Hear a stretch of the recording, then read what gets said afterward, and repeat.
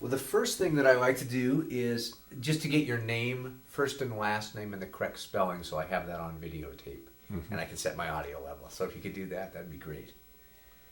You want it now? Yes, please. Juls, Zvoncheck, And the spelling?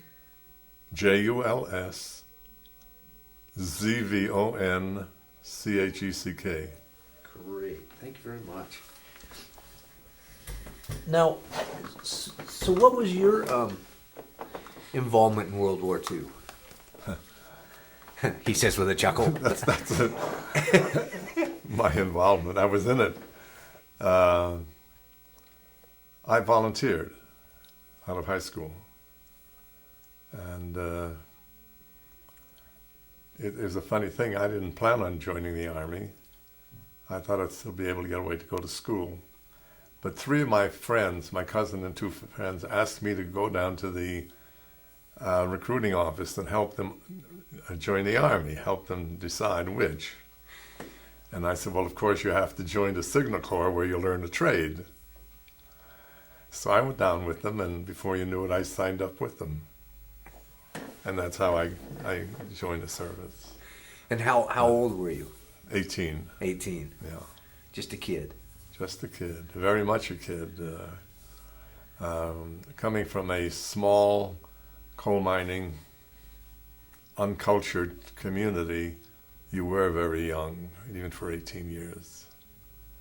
And it was one of the ways to get out of the coal mining area. It was Depression years, of course. And there had to be a way to get out, and that was it. In my and the other boys' cases too. And so where was that? Where? That was in Pennsylvania. Pennsylvania. In the hard coal region of northeastern Pennsylvania. It was an area where the immigrants from Central Europe settled. And in my hometown, there were a lot of Slavonic people, Hungarian people, Poles. And I was one of them. So you lived not only a very tight community, but probably weren't, it sounds like you said you weren't very worldly at this point, being an 18-year-old. Very much so. Very restricted. From a very personal standpoint, my mother had passed away when I was 3, and my father remarried, and my stepmother turned out to be one of those fairy tale mean stepmothers, and it made for a tough life. And but I persevered. But to give you an idea, I was the youngest of 4, and there was 2 years between each of us. My oldest brother was the valedictorian of his class in high school, and he died 2 weeks after graduation of malnutrition. Life was tough. And my next brother, who's 2 years younger, was also a brilliant student. And he quit school after his sophomore year because my stepmother and father wouldn't even give him a quarter to buy the Scholastic magazine or whatever at school, and he was so embarrassed he just quit. My sister graduated from grammar school, elementary school, and was immediately sent to New York City to work as a domestic. So I was left alone, and I wanted to leave. But my brother, thank God, he insisted that I stay and graduate from high school, and that's how I managed. So it was a tough life. It wasn't a happy life. I was going to say tough times, tough family, and a tough neighborhood. I mean, the coal. Well, actually, when you say tough neighborhood, no, people are wonderful, great people. But I mean, by tough, I mean hard work. Oh yes. I mean, you spent the summers picking coal. You go down to these slate banks where the coal would be taken out of the ground up into the breakers, and then it would be sorted coal from rock and slate, And as they dumped that slate onto these, which became mountains, well, there's always some coal amongst it. And this is where we would go down into that area and pick out the coal and crack it into burning size, put it in burlap bags and carry it up the hill. And you did this from when you could walk virtually. And it wasn't unusual for my brother and me to, we used to call pick coal, pick 15 to 20 tons of it every summer to last the winter. Wow. And split wood for the winter. But life was like that. So when you picked the coal, you were picking it to bring it home or to take it? To bring it home for the winter. Wow. Yeah, because it was depression. I mean, they couldn't afford it. And so that was the background. Although I had an athletic background, I played a lot of ball. Well, kids in small towns always played ball year-round. I mean, that shouldn't even be a factor. Church was a factor. Music was. In the Eastern Rite churches, they had the liturgical music, or the Russian liturgical music, which was beautiful. And as poor as the churches were, the parishes were, they always had a professional choir director. And in my hometown, choirs were excellent. I mean, they were just great. But after the boys and girls reached 18, they left town.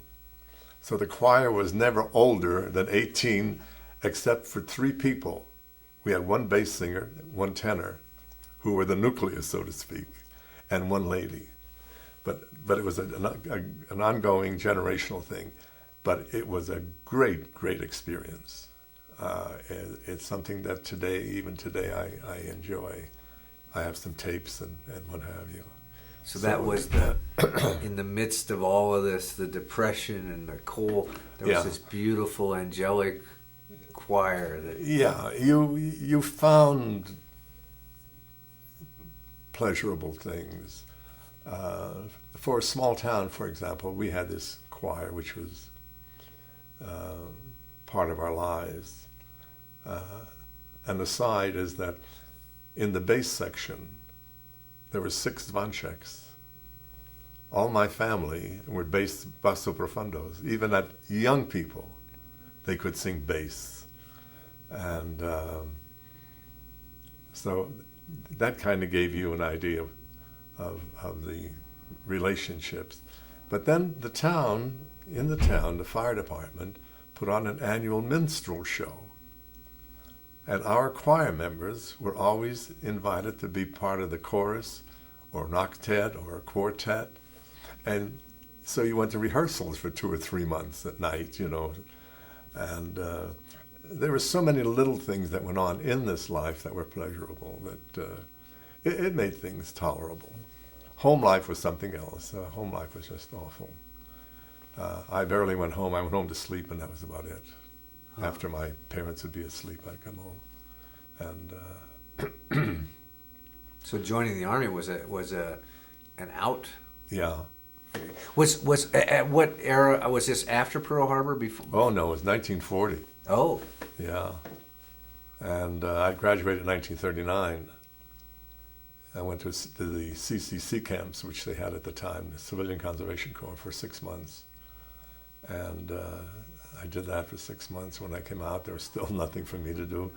I thought I'd be able to go to one of the local colleges, but it wasn't to be. I was thwarted in just about everything I wanted to do personally. I had an English teacher in high school who took an interest in me. I was very shy, by the way. I was a very shy kid. But I could always write and express myself. And this teacher took an interest in me. She made sure I was on the debating team. I did oratory. I did readings. And I did them well because, the talent was there, even though the personality wasn't. It's like an actor. An actor can do things on stage, but you can't do them personally. And she said to me one day, we'd have composition writing on Fridays.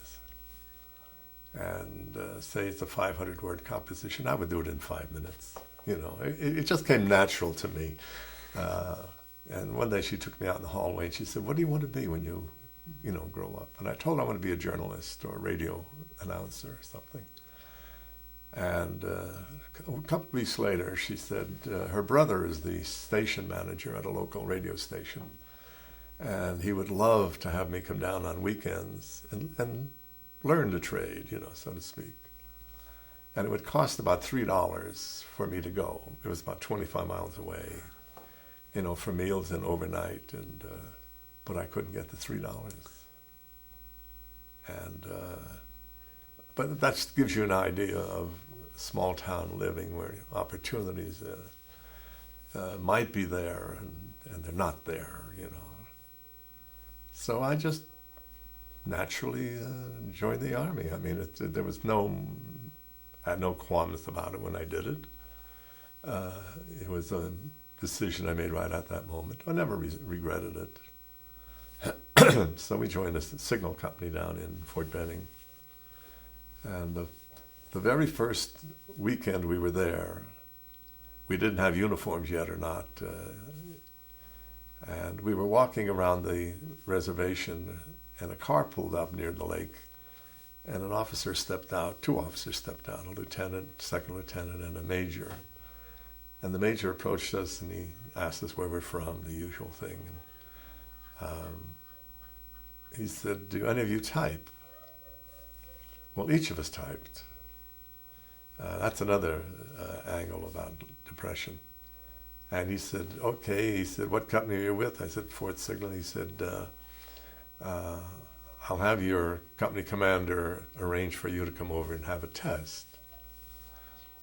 Going back a little bit about typing in shorthand, in high school, for some reason, I didn't have a choice, but they put me in a commercial course, which was typing, shorthand, bookkeeping, and business law, and the crap, But I became very good at it. I accepted the challenges, And so we tried out for the steno jobs, clerical jobs, and I got it. And I got in what is called the G3, the operations department. And I reported there, and I did, what you had to do, typing, etc. And when they had their first field test, the field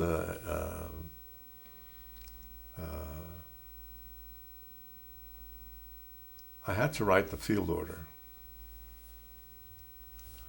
So I typed it up and I handed it over to the officers. And I amazed them. I had changed what the field manual said about field orders. This is true. I mean, the Army was doing it for 50 years, maybe 100 years. A fresh mind comes in, and what was clear to me, I did it, and it altered the Field Manual 101. So it was the sort of thing that was to happen with me right along. I did things well. And in the process, there was a need for court reporters. There were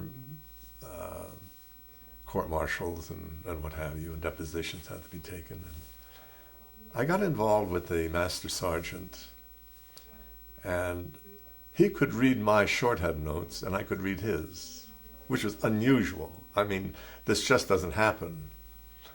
And as a result, he and I did some court reporting on our own time, And in the process, the commanding general needed some work done. And I was sent over to his office. And apparently I did well because I was in the G3 section for quite a while, for about maybe a year. But I wanted to get into the intelligence section. And I was going home on furlough one fall. And I said to the G2, who was a colonel, lieutenant colonel, I said, "When I come back, I want to get into your division, into your department." And sure enough, when I got back from furlough, I got into intelligence. And so I worked there. Now, while I was there, I did very well. I'm not doing this boastfully. I mean, it's just, I had a job, I did it. I did it fairly well. And in the process, I used to write the intelligence reports and submit them to Corps headquarters and, up the line. And one of the intelligence officers at Camp Gordon, Georgia, came over and asked if they would transfer me to the intelligence section of the post. They had an opening there for an officer. I was a master sergeant, by the way. I made master in less than 2 years. And again, being immature, this was a handicap of mine when I went in. The officer from the post was talking to the lieutenant colonel of the G2 and asked if I'd want to go. And my lieutenant colonel said, "You don't want to go, Jules. You want to go where the fighting is." So he appealed to my, whatever you want to call it, manliness, and I didn't accept it. And yet I would have been made an officer on the spot. So I missed one opportunity there. I have no regrets about it, but sometimes I think about it. Because my career was, I would call it a little exciting. See, I went into service, I had no ties. I had no family ties. I mean, I could go and not feel that I'm disappointing people or something, I could go. And as a result, I was very independent in what I was doing. So, time goes on. We had the maneuvers. We did a lot of things, and then it was time to go overseas. The trainings we had here in the States. We went to Camp Gordon Johnson, for example, for amphibious training, and what have you. And eventually, we wound up back in New Jersey to go overseas. And again, I had no qualms about going. Here I am, a 20-year-old, 21 years old, no worries in the world, so to speak, or being stupid, whatever it is. It's really immaturity is what it is. And I can recall us going to embark on the ship. And we had a lot of older men in my outfit. I was with the divisional headquarters. And they had more mature people there because the duties were required professional, quality. And I can remember, it was on New Year's Eve, we embarked in Staten Island. We embarked about 10 o'clock at night. And I'm leading my little contingent, of headquarters people. And they're so sad and all that. And I'm trying to get the rhythm, have them march and sing, and that sort of stuff. I mean, this is the way I was. I had no worries about what's going on. If I'm going to war, I'm going to war. It didn't matter. But these are recollections I have that are vivid in my mind. And of course, it took us a good 2 weeks to get over there. And on board ship, I used to enjoy going to the prow of the ship. And I was sort of an observer. In fact, after a while, the Navy men said, as long as you're out there, we'll make you an observer. And I enjoyed it, the ocean and the movement and all that sort of thing. And then in England, of course, we started to prepare for the invasion. And I was part of the team. And we got there in January, of course, until June, so it was about 6 months that preparations were in order. And you were, bound to secrecy. You knew what was going on, and it's quite an exciting experience. and would take plans into London to ETO headquarters and come back. And if we needed information about shoreline or things in shore, how overnight they would radio the spies in Europe and they would get the information back. It was just storybook stuff. It was just storybook stuff, and you're living this. And I thrilled to it. It was just great. And did you have any idea what a piece of history this was you were in, or it was just well, this exciting? Yeah, I began to naturally with the invasion. You just couldn't escape it. I mean, you knew this had to be historic. So you're, because you're in intelligence, right? So you know a lot more than a lot of people know. Well, that's right. We had we called it a unit which was bigoted. I never knew the word bigoted would be used, but we were sworn to secrecy. We were bigots, you know, and so we knew exactly what was going on. We didn't know dates, of course. That was something that never occurred. But in the planning and the preliminary work, it was unbelievable. It really was unbelievable. And with it, you know, you still had a normal life over there. We were in Devon in England, which was southern England, which was a lovely, lovely place, and near a town called Tiverton. And the tent that I occupied with 3 other GIs was on a path between the headquarters, which was a big farmhouse, and the town. And a little boy and his sister, a little boy Billy, would come by, and his children are, you know, he was about 6 or 7. I would give him chocolate or something, you know. And he would come by every evening. And it's as if I had to say goodnight to him. And I'm building this up with this story to it. And then it developed that we would have his mother do our laundry. And we would buy eggs from her. You know, eggs were a commodity that you can't imagine you didn't have. And so Billy did this for about 5 or 6 months. And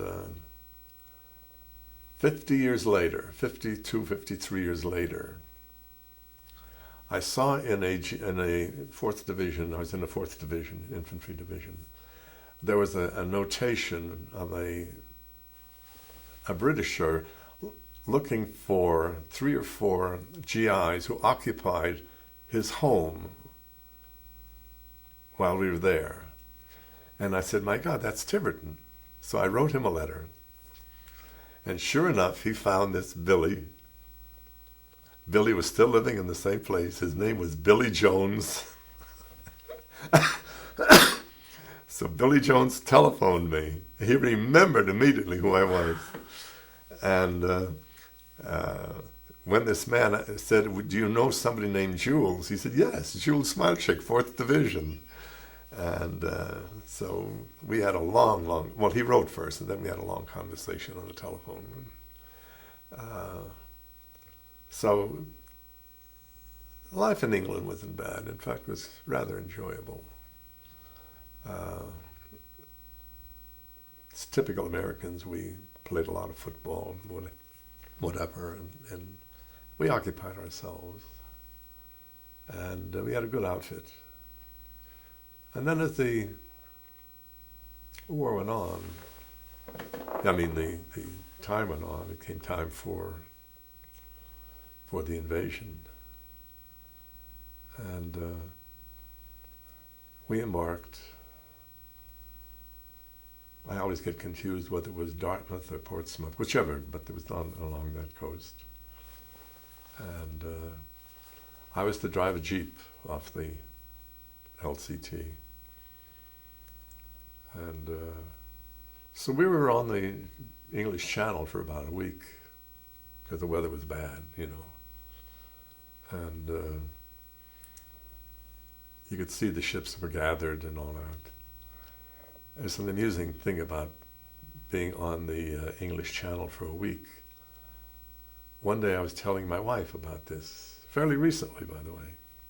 I had mentioned before, but I said how we were on the English Channel for about a week in this small ship, you know, bobbing, and she said, "Well, I didn't know that. I thought you got on the boat in England and went across the Channel and landed in France." I said, wasn't that simple. I said, a lot happened between English and French coasts. So came time for D-Day. And I might be missing things that I'm not saying here, but I'm just letting it flow. Things that I remember. The night of June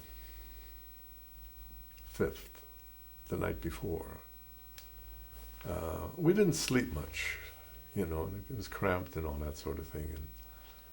And I can recall during the night, in the midnight, a little after midnight, these young voices of boys, and I mean boys, not men's voices, boys' voices. And they were getting ready to embark. And they were the demolitions experts, going in to knock out the demolition in the waters and all that sort of thing. And you listen to them, and it was as if they're going to play football. The enthusiasm, and you know, and you felt it. I mean, you knew something is really happening. And after a while, they were gone. So we knew that was it. And that was how. Then, of course, around 5 o'clock in the morning, the barrage started. The battleships, you name it, they had everything there. The bombers and what have you. It's difficult to describe, even from your own little sector. After all, as big as a war is, you have no perspective how big a war is. All you know is your little area. You know 50 yards here, maybe 50 yards there, and that's it. You know what's going on. And of course, then the infantrymen started going in, and the barrage continued on and on and on and on and on, and time stood still. You know, it's like I titled my work, "A Life in Limbo," and it's timeless. So then I went in on the 6th wave, and the ramp went down, and I was the first vehicle off the ship. And the naval officer from the back is yelling, "Go, go." I said, "But they're shooting up there." And you could see the shells landing along the beach. I mean, it's almost... and he said, "Just go," he said. "By the time you get there, they'll stop shooting." Well, you know, young men, stupid young men, you just went.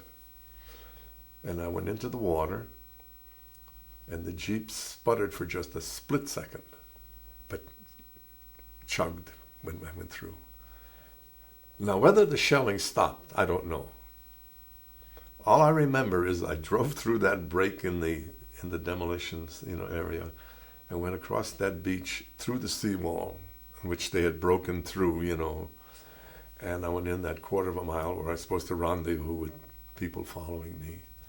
And that was my initiation. If you were to ask me what was going on to the left or right, I can't tell you. I mean, in retrospect, I think I remember seeing this there and this there, but I couldn't vouch that I saw it.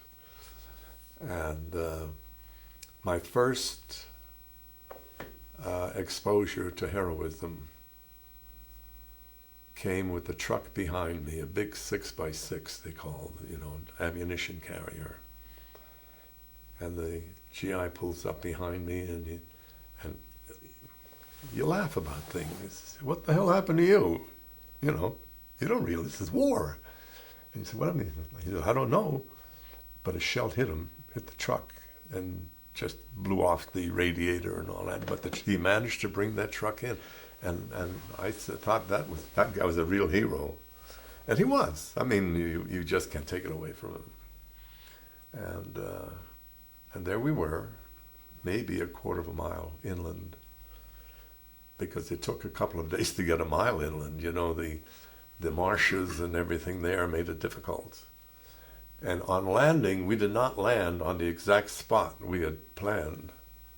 We landed a little farther west and north, you know, on the Cherbourg Peninsula. And so we were going through marshlands and that sort of thing. And the first night, we knew the Germans would bomb that road intersection. It was the only intersection that existed in our territory. So we dug in buddy system, two of us, into a foxhole. And we dug kind of deep, I'll be honest with you. And the days were very long in Europe at that time. You know, 11 o'clock, it was still dusk. So the planes came in, I would say about 1:30. And you could hear the bombs thudding in the ground, and you just wondered, you know, I never worried, I'll be honest with you. I never was afraid, but I was aware of what was going on and that sort of thing. The poor guy that I shared the foxhole with, he was so afraid. He confessed so many things to me that I didn't believe a man would say that to another man, a stranger. But hey, this is war. So we didn't get hit. But the next morning at daylight, the last bomb landed on the other side of the hedgerow, about 20 feet from us. And that was the story of my life. I was lucky. I was really lucky. And, you know, and so it went. I drove a Jeep on a country road, and the guy behind me would run over a mine. You know, I don't know what it was, but my entire career was that way. And, you know, life ashore, we lived in the woods. We didn't go into any town. Our headquarters, I was with the forward echelon of division headquarters, so we were just at the line of combat. We were just behind the lines of combat. So we lived in the woods. For 199 days, we lived in the woods. Wow. And slept in the woods. Come rain, come winter, come whatever. And it's amazing how you managed to, for example, you made your own sleeping bag. We found the cords from the parachutes, you know, that landed, and the silk, and we put it around with blankets and sewed it around and made a bedroll out of it. And sometimes you didn't put up a pup tent. You didn't have time to do those things, and you wake up and sure, there's 6 inches of snow on you, you know. But I'm not saying this was hardship, you know. You did it, and you endured it, and there was no problem with it. And this is true of all GIs. I'm not saying it's just me. I think there are always gripers, but in the main, this happened, and you couldn't avoid it. You endured it, and you accepted it. So you know, this went on, and there were all these little incidents that happened, amusing incidents, and Americans are funny. They always found something funny or amusing in even the most trying of circumstances. Every outfit had its own characters, you know. The city boys were different than the boys from the farmlands, from the boys from a small town, and these things manifest themselves. but it made for very pleasant and amusing relationships. Like a northerner we had a southerner from South Carolina, and he was part of our group that stayed together for almost 4 years, and we called him Rebski. We gave him the Polish SKI thing, and I was instrumental in that sort of thing. But you had that camaraderie that was you couldn't manufacture it. It just developed. And this Rebski that I mentioned, the moment he stepped on the gangplank in Staten Island until he got into England, he was seasick. The poor guy was so sick. And we tried to help him. We got him crackers, we got him tea, and he just couldn't take it. But he was part of our team, but he endured it and he made it. So a lot of things would happen. You're moving from one area to another area to another area. And you moved almost certainly every second day, sometimes every day, for a while. And while we're in the Normandy area, experiences that I recall, came the breakthrough at St. Lo, which was one of the epic adventures, I would say, of the war. And the 4th Division was to spearhead the breakthrough. So that was June 25th. And that morning, the airplanes started coming over. Literally thousands and thousands of airplanes. You will never see anything like that again. They were coming over, and then they were saturating the whole area, to stun the Germans and let the Americans go through. And one of the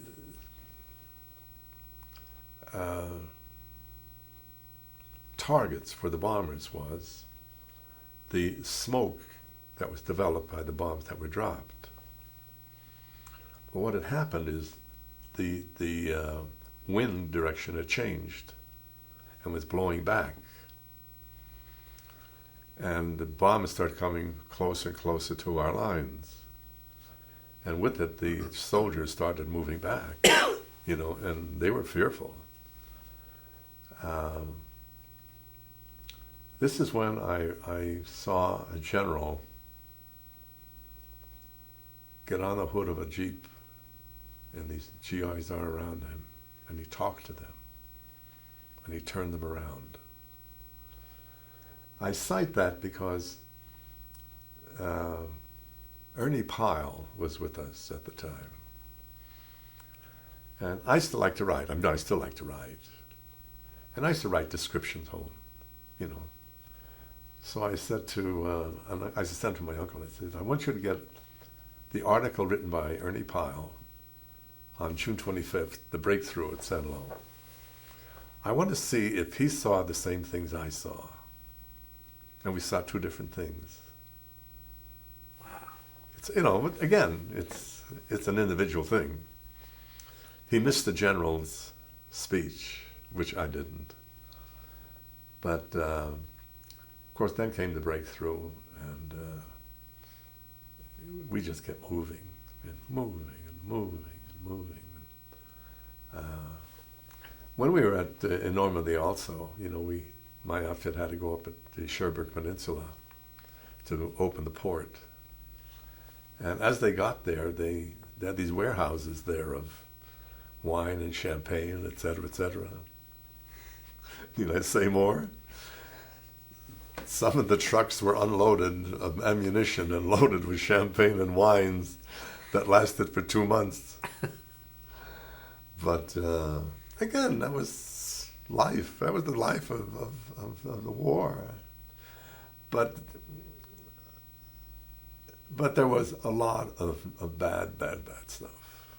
I'm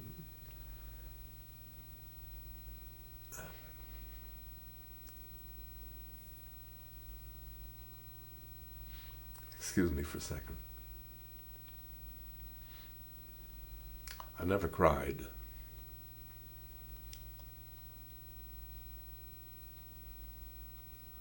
Until 50 years later.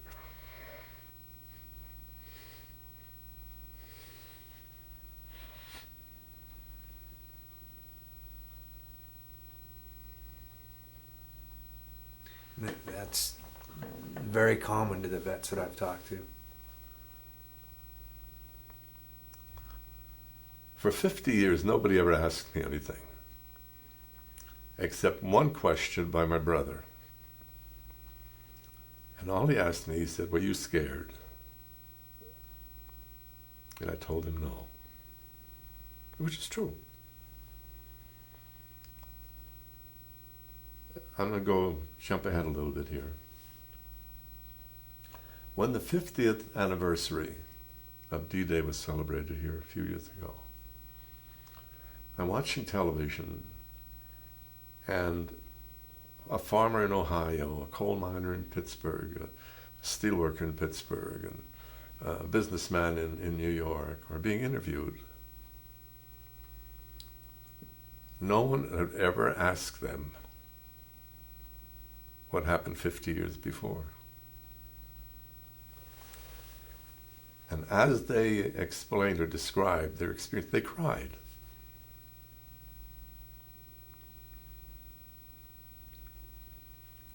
And I could appreciate that.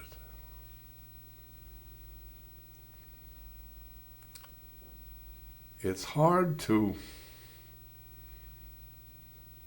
accept young men dying.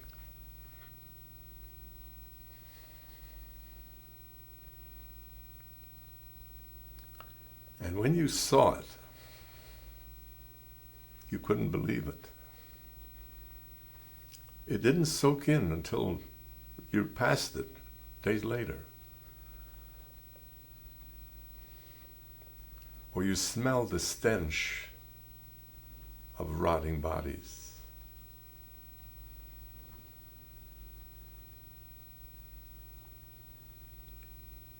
It's as if it didn't happen.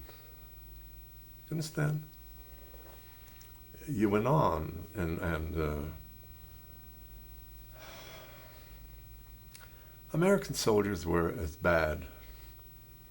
No, they were as vicious as German soldiers. But that's war. When you saw American bodies hanging on meat hooks,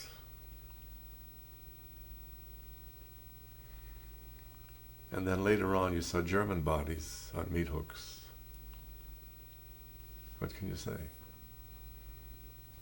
War is hell.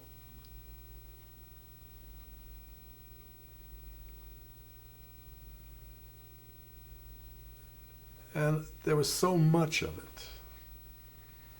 I don't say the meat hooks part, but there's so much death, so much anguish.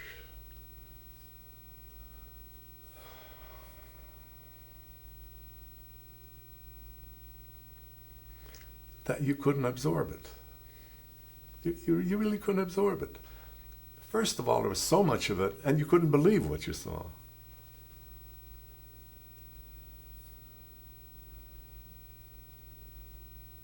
And then, you'd hear the stories of what happened in certain places.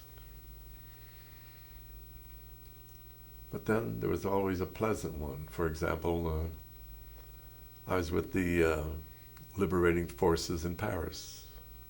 And that's a complete opposite. This is delirium. This is ecstasy. This is people crazed with freedom, happiness. And they're swarming all over the city, and yet the snipers are still shooting from the buildings.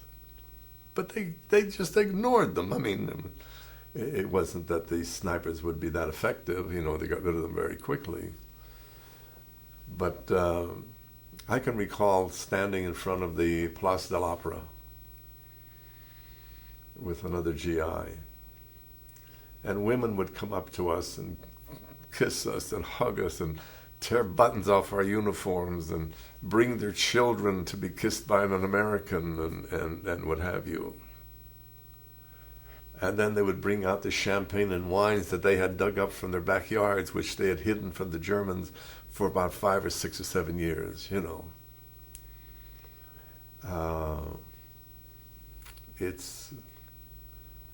I wrote a description. I think I captured it fairly well, but I don't have a copy of it.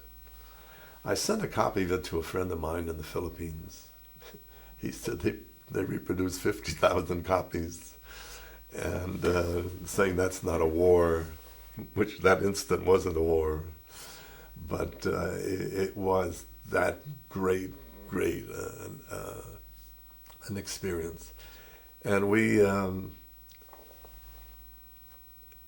overnighted in one of the parks, the Bois de Vincennes, I remember. And we set up our pup tents.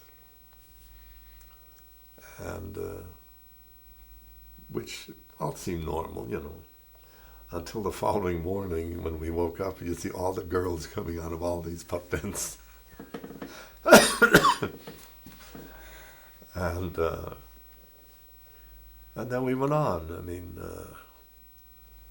that was July 25th. And we always stayed in contact with the Germans for 199 days, from June until December.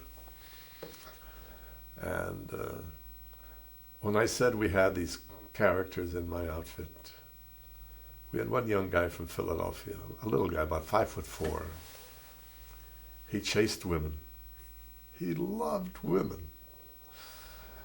And I won't relate experiences in England, that was something else, but in some of these small towns, as we were moving fast. I mean, it wasn't a case of coming in slowly, but we were moving through these towns.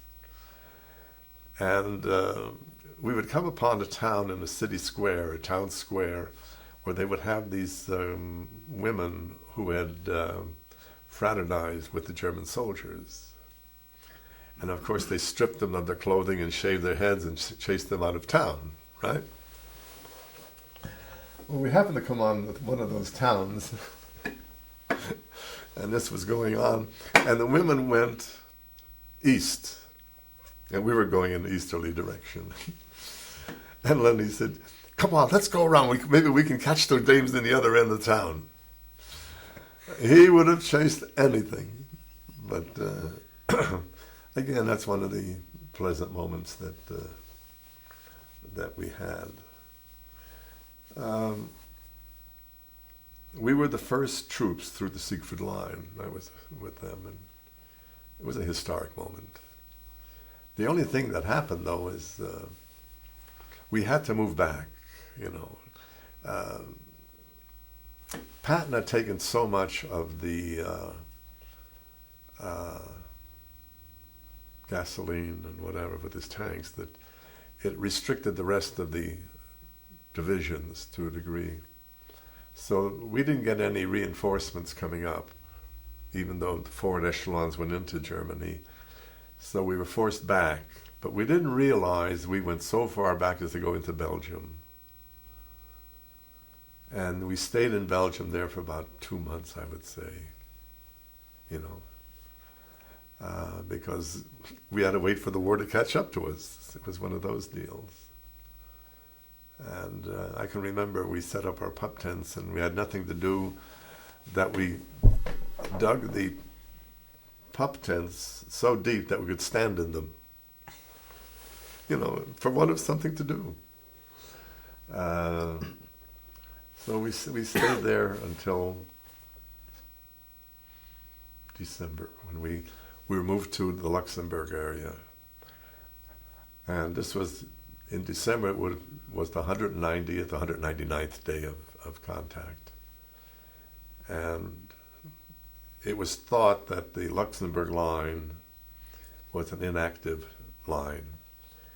And our outfit, which was depleted by this time from 18 or 15,000 troops to like 10 or 11,000, And we had a 35-mile line to hold, which is a lot of area. And I remember we were finally put into housing into a building. It's a big building in Luxembourg City, or outside of Luxembourg City, where we could take a bath and wear clean clothes and what have you. And I remember they were distributing sweaters that were knitted by American women. And it was fun because sometimes you'd pick out one sweater, one sleeve was 6 inches longer than the other, or something of that sort. It was a fun thing, but it was an acceptable thing, and I recall that. And I admit to a little bit of vanity while I was in Luxembourg. One of the local photographers took our photos, portraits. And we took out of barracks bags, the one uniform that we had wrinkled, we never wore it for 6 months. And we put it on and tried to get rid of the wrinkles, and he took pictures. And I really liked the picture. It's in my book. And but that was the way it was. Serene, quiet, we're going to have a break. But then the Germans started the push, in Bastogne and the Bulge. And everybody was on the line. They had to be. And of course the weather was bad. It was foggy, rainy, cold, what have you. But reinforcements came, a whole flock of 18-year-old kids, fresh recruits. They came in and fought like hell. And I take my hat off to them. They just were great. Many were killed. They were recruits. They didn't know the little tricks of warfare. But apparently there were enough of them that they did the job. And that's a memorable area in my mind. Bastogne in that area. It was very muddy, from the rains. And the farmers there lived in one part of the building, the cattle in the next part of the building. And then with this thaw was the stench, and then they had their wells in front of the building, and all this is flowing in, and it was unbelievable. I have a sentimental little experience. Early in the war, when we were moving, when the Germans were on the run, my outfit went through a town called St. Vith in Belgium. One of the most beautiful, beautiful little towns you'd ever want to see. I fell in love with it. And after the Battle of the Bulge, we went back that way, and there was nothing left. The town was just wiped out. They were fighting the Battle of Bulge. A little postscript to St. Vith. I worked for a Dutch company, and one of the young Dutchmen was asking me about where I was in Europe during the war and all that. And he said he was in St. Vith. So I teased him. I said, "You must have been one of the kids I said throw chocolates to." He said, "You probably did because I got chocolates." So it was a small world type of thing, and what have you.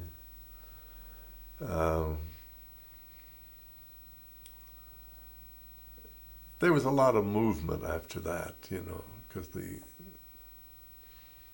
there were no battle lines, so to speak. Everything was fluid. And we moved south towards Italy. And I remember we were in a town called Tauberbischofsheim. Beautiful, beautiful, alpine village. And in the middle of the village was a canal. Clear water, clear, beautiful, beautiful. And then there were some rifles bent. And we noticed some of the slave laborers were diving into the canal, or whatever you want to call it, and pulling out these rifles. And we said, "What are you doing that for? The war's over." He said, "Yeah." I said, "That rifle's no good." He said, "No, well, we can cut it right here." And he said, "Tomorrow morning when Herman so-and-so comes out for wood," he says, "we'll use it one more time." But war was vicious. You understand? You cannot describe man's inhumanity to man, or why they do things. It's indescribable.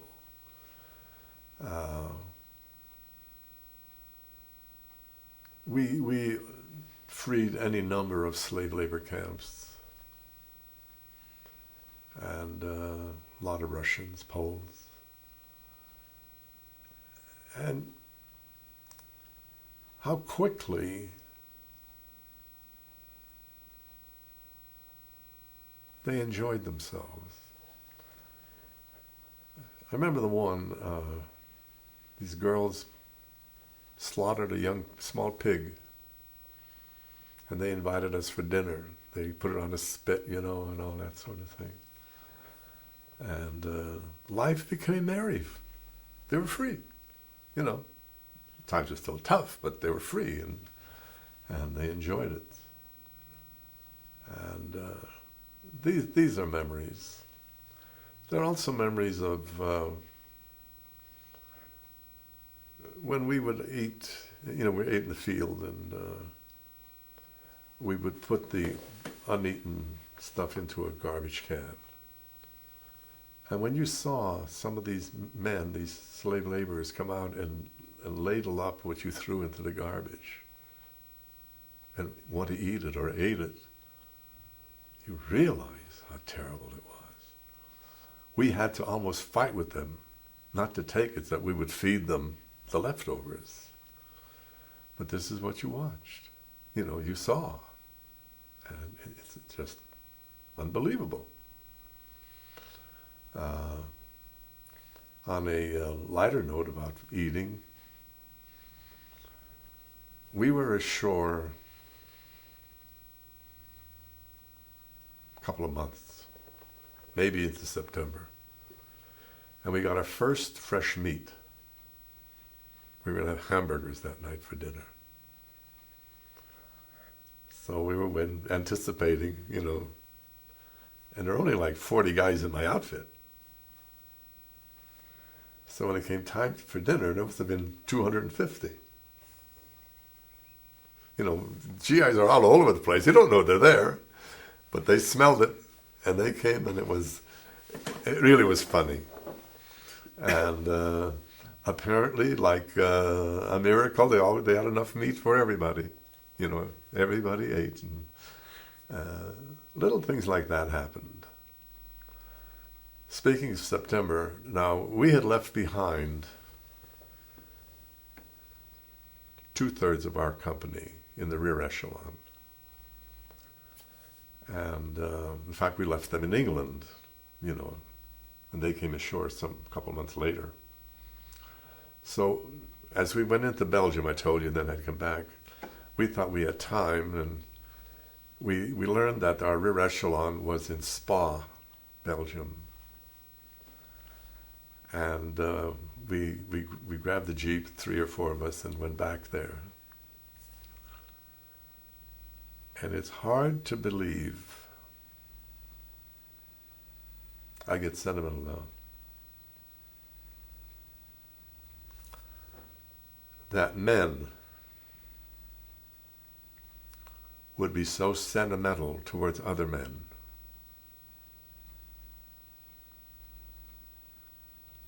How they greeted us.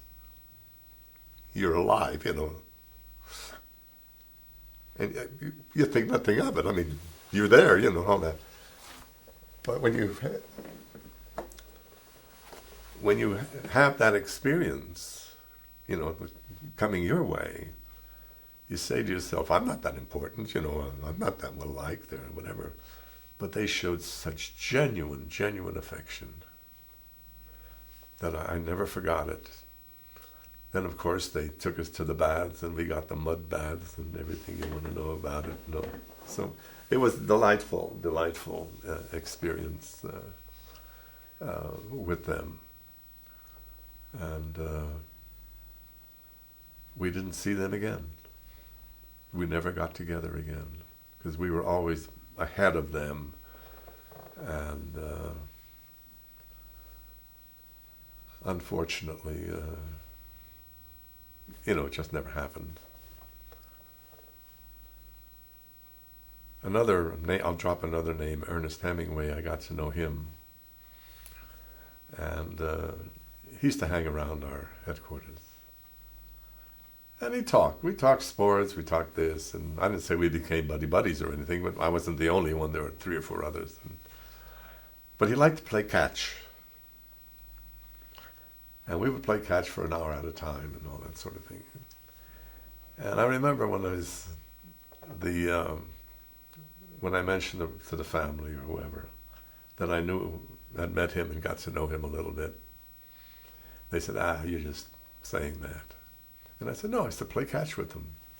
So they did his life on a television show. And wouldn't you believe it, they had a scene of him throwing baseballs. I said, there you are. That was me. So little pleasantries like that come forth. And they're memories. They're wonderful memories. That's where war seems so, there's kind of a surreal aspect to it. Because, I mean, the 2 extremes that you talked about seeing these young kids, knowing that they're going to lose their lives, and then going into Paris. And, I mean, you're on every end of the spectrum, just instantly. Yeah. And he was interesting because he would disappear for a week or 2 at a time. He went with the Free French Forces. I figured he's writing a book, like he did in Spain. He was on a mission of his own. And he was quite a guy. And the war ended while we were down near Tauberbischofsheim. We're a couple miles from the Brenner Pass, I think it is, or whatever. We didn't quite get close enough to it. And the war was over. And I was a high point man. You received 5 points for, I guess, every year, for every campaign, for a landing, and what have you. So I had a lot of points, and I was one of the first to be picked to go back home. And we were in a certain town. I forget the name of it. I should remember it. I keep saying it's Rothenburg, but it's not Rothenburg. Rothenburg was the walled city that... but anyway, we were in this town, and I was told that I'd be going home. And here again, I get sentimental. Because these men that I had been with for like 3 or 4 years, and they were older than me. I was a kid. And I was the master sergeant. I was their leader. But I had their respect, and I wasn't the type to abuse anybody, If we had something to do, I told them what had to be done. They cooperated. We did things. And so when the time came that I was to go home,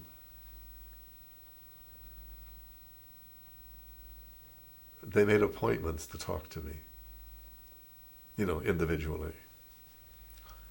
And here again,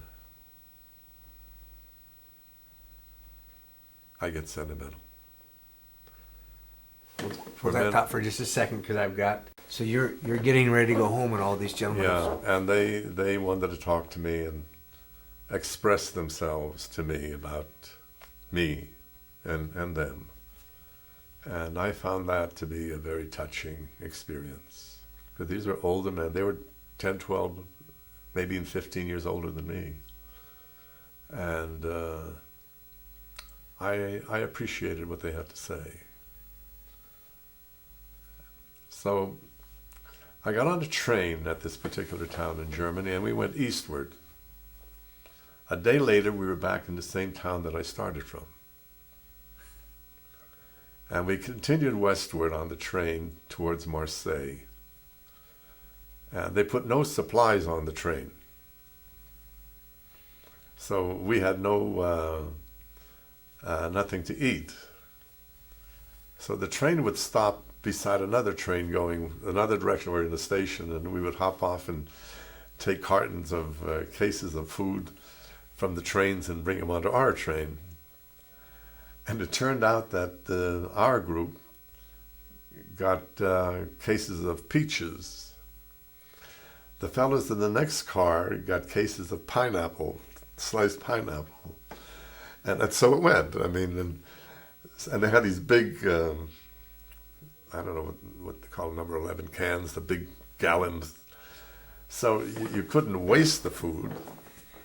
And you'd say to somebody else, hey, you ready to have some peaches or something? And you'd open the can and you enjoyed it. So that was one of the funny spots, but something had to be done. And then I flew over to Casablanca. And I came down with a fever. And my plane was to take off the next day.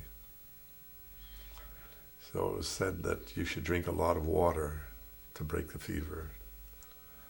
And here again, the GIs around you come to rally around you. So I'm laying on a cot there in a tent, and they're bringing me water and water and water and water. But sure enough, the next morning my fever was gone. And we took off for the Azores. And from the Azores, we went to Bermuda. But between the Azores and Bermuda, 2 engines conked out on one side. So we're flying, awkwardly. But you want to know something? I never doubted that we would make it. People say, wow, I don't know. The engines went out, but we kept flying. So they repaired the engines in Bermuda, and then we landed in Miami. We got a good meal in Miami. Steak, I remember, steak and eggs. And that same day, or maybe the day after, I was put on with a lot of guys on a train heading north. I was taken to Indiantown Gap, Pennsylvania for discharge. And when we got there, we just wanted out. Because you remember now, we were in Europe one Thursday, and in Pennsylvania the following Thursday. Psychologically, that is a tremendous, tremendous change. I mean, you just don't know what you're doing. All you know is you want out. And we insisted on being discharged, and we were. But all I had was the uniform I was wearing. The cotton, And in my little bag, I had a change of underwear and my toilet articles and personal things. And I was taken out of the Army.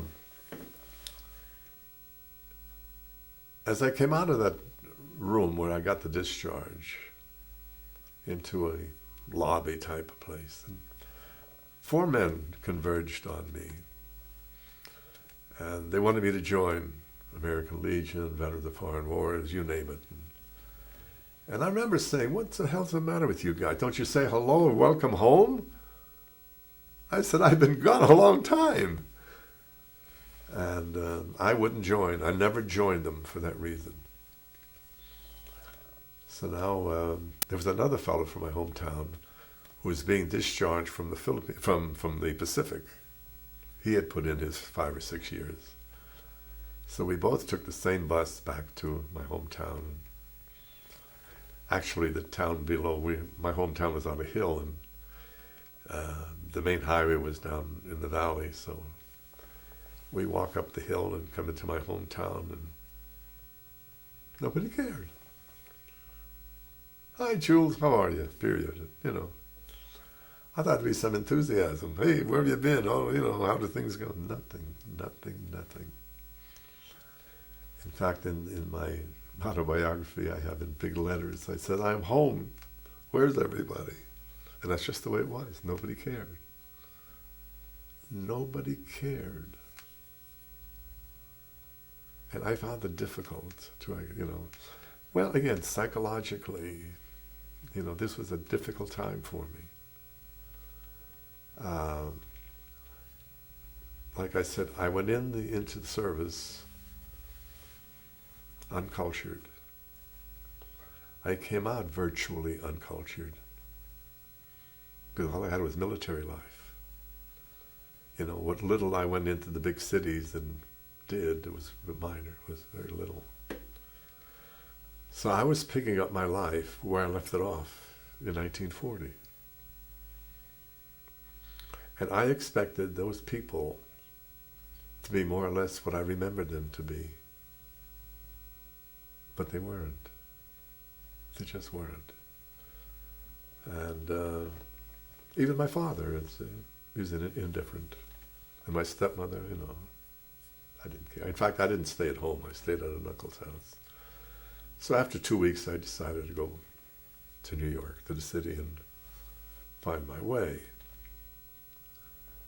Now, I always was hungry for education.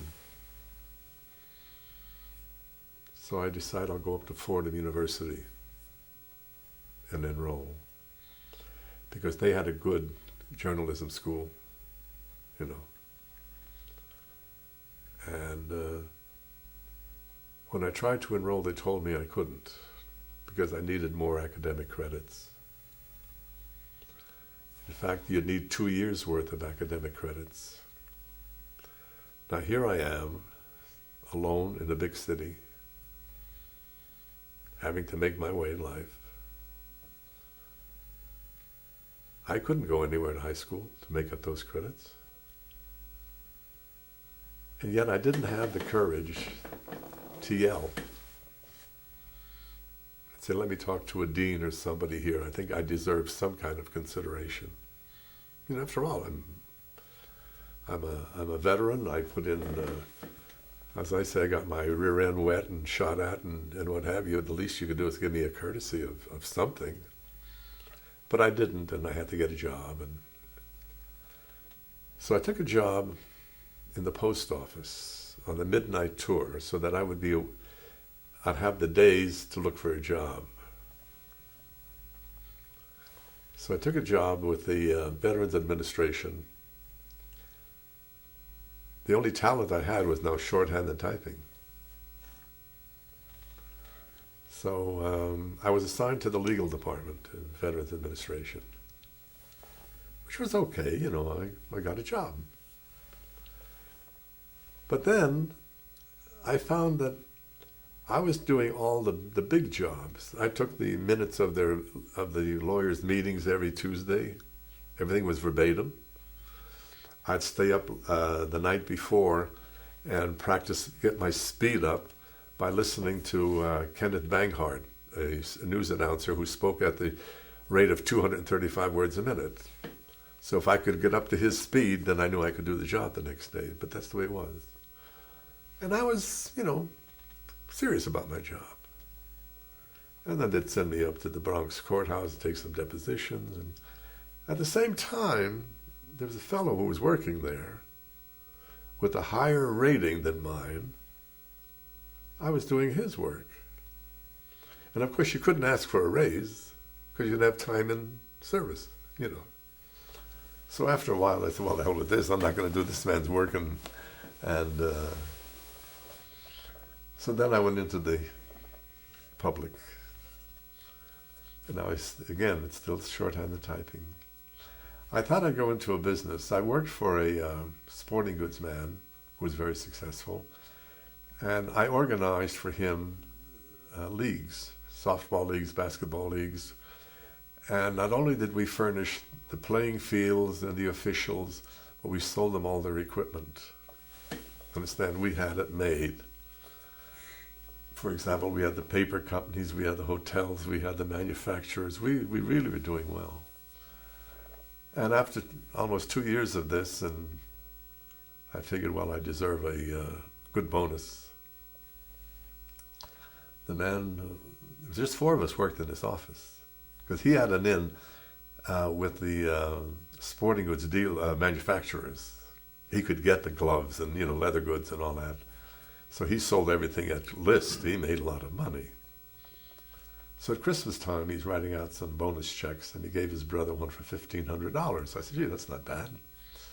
If the guy in the shipping room could get $1,500, I should get as much, if not more. So he gives me a check for $100, and I threw it back, and I said, the hell with you. And then I opened up my own, and I started organizing supermarket employees. That's how I started. I had to get a new field, But before a year was out, the building burned down, and I had no insurance on my place, and so I'm out of business. So for 1 year, I didn't buy any clothes. I owed a few $100s here and there to my brother, and I paid everybody off. Even my brother, he said, forget about it. And I said, no, I'll pay it all off. And I remember I used to go on a date. We'd go to the Polo Grounds or Yankee Stadium with this girl, and it cost $1.50 for a ball game. She was poor and I was poor. But for that year, I endured it. Then I decided I got to get a job. And I saw an ad for a mail secretary. And my philosophy was, if I can get in with an executive, I'll be able to make a contact. So there was a mail secretary opening, and I got it. With the proviso that after a year, I would be promoted to something better. So after a year, nothing happened. So I said, I have to do something now. Executives are not smart people. Put it this way. They know their jobs well. Understand? Their specialty. But when it comes to human beings, in that aspect, they're stupid. I say that with a laughter in my heart. So I had to give this man a solution to give me a promotion. So I said, well, the thing I have to become is an administrative assistant. But I had to hire a male secretary for him in the meantime. So, of course, I did that. Well, first of all, I gave him a memo to take up to management to become administrative assistant, and they approved it immediately. See, what had happened was that when I first joined there, the Federal Maritime Commission met once a month in the Custom House in Battery Park. And the executives, they used to go, but it was a waste of a morning. So they sent me to take notes.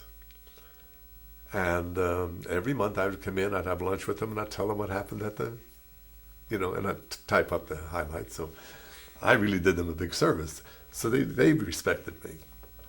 So when it came time for me to move up my regular job, all I did was send a little memo, gave it to my boss, tell him to take it upstairs, and sure enough, they approved.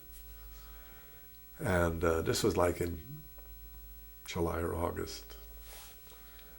And so I hired a young man for his secretary. And after about a year, I was administrative assistant. And then there's an opening as the assistant traffic manager, which is the vice president of sales.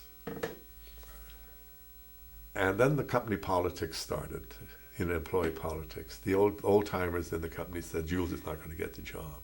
Norman Cox is going to get it. So I went to see my boss about it, and I said, what is this? I understand you're going to have an assistant, and I qualified. I said, I proved to you I qualified. And, well, he gave me some double talk, and I didn't argue with him. And eventually he did hire somebody else. But now here I am as administrative assistant for about a year and a half. And I'm not satisfied. It wasn't going anywhere. So I had to create another job for myself. So I noticed that we had one man who was supposedly a sales representative, but he never went out. He never went out anywhere. He sat at a desk doing nothing. So I said, well, there's a whole new field here. So I wrote a memo saying I'd like to become a field sales representative. And I said, take it upstairs. And so he took it upstairs, the boss did, and he came down and he said, Mr. Wenthold is going back to Europe for 3 months on his annual or biannual leave or whatever it was. And when he gets back in October, he'll make a decision. He says, you're not happy with that, are you? I said, no. He said, do you want to talk to him? I said, yes. So he got on the phone and he said, Juls would like to talk to you. So I go up to the man, the executive offices. Now the man knows me because of my experience with them with the Maritime Commission. And he gave me courtesy. So I'm standing in front of his desk. And he said, Mr. Lyman told me about all this. He said, I'm going away. He says, when I get back, he said, I'll give you a decision. I said, but that's too long to wait. He said, well, sit down. It was like 11:30. And he was getting ready to go to a Rotary luncheon up in Midtown, New York. And we were downtown, And we talked, and I told him about what I wanted to accomplish. And I was there for about 45 minutes. And he says, God damn it, Jules, get out of here. I got to go to Rotary. But I was satisfied. I had my moment with him. So at 2 o'clock, 2:15, he comes back from Rotary. And he made his decision. He says, yes. I was to become sales representative after Christmas.